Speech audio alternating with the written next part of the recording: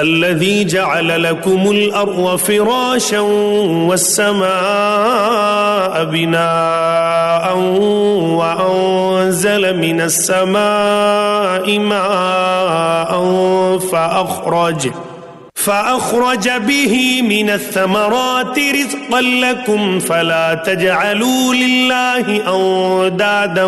وأنتم تعلمون. جس نے تمہارے لیے زمین کو فرش اور آسمان کو چھت بنایا اور آسمان سے پانی اتار کر اس سے پھل پیدا کر کے تمہیں روزی دی، خبردار